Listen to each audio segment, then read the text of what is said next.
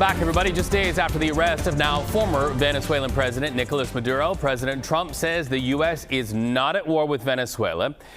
However, during an NBC interview, Mr. Trump said Venezuela would not hold elections in the next 30 days. Now, that's a headline, and so is this. President Trump also signaling U.S. interest in taking other territories, and that includes the takeover of Greenland.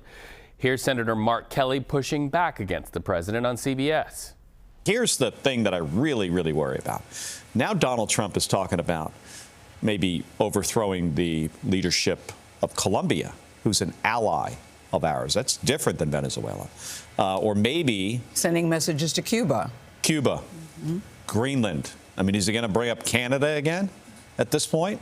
I wasn't really concerned about the Greenland thing, again, until this week, until he seems to be serious about going after a NATO ally of ours. That would blow up the entire NATO alliance. Those are big words. Live to CBS News Chief White House correspondent Nancy Cordes. So, Nancy, Greenland belongs to a sovereign nation. So what are NATO allies saying? Speaking to the senator's point there.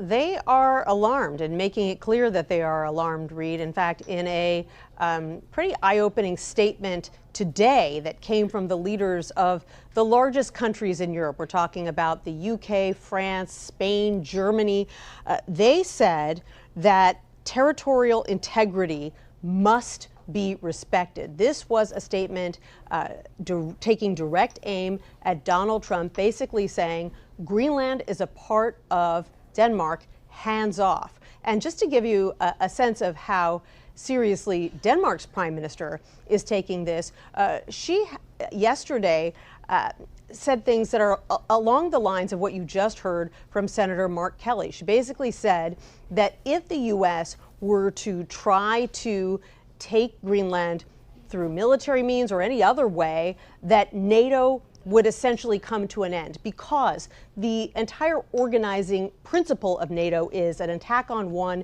is an attack on all. If you have one NATO country going after another NATO country, then where do you go from here? And so certainly after the president's moves in Venezuela this weekend, leaders in Europe and in Canada are taking his comments about Greenland a lot more seriously now than they were before. Yeah, foundational to what NATO is all about. But it's not just Mr. Trump. We've also heard from others in his administration, even in recent hours, beating the Greenland drum, as it were. So who are they and what do they have to say? And also, I'm curious, are they mapping out a timeline, a strategy here, or anything that would sort of go beyond just bluster, speaking to planning maybe?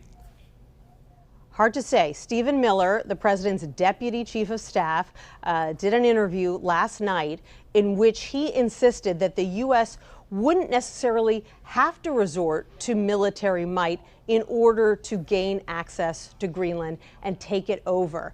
Essentially arguing that because Greenland is so lightly populated, less than 100,000 people, that the U.S. wouldn't even need to go in guns a-blazing. It could use some other means, I suppose diplomatic means, financial means, to take the country over instead. It really isn't clear, Reed, whether all of this is bluster or whether there is a serious plan percolating behind the scenes. President Trump has certainly made it clear that he doesn't think that Denmark is doing enough to secure Greenland, that he has concerns about threats in the Arctic.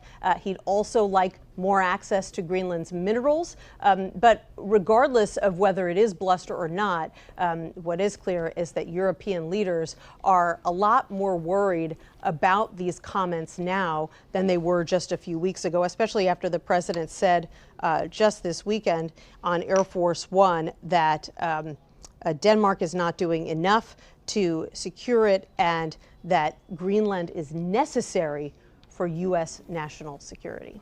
All right, Nancy Cordes, thank you so much for getting us caught up. We appreciate it so much. Always good to talk to you.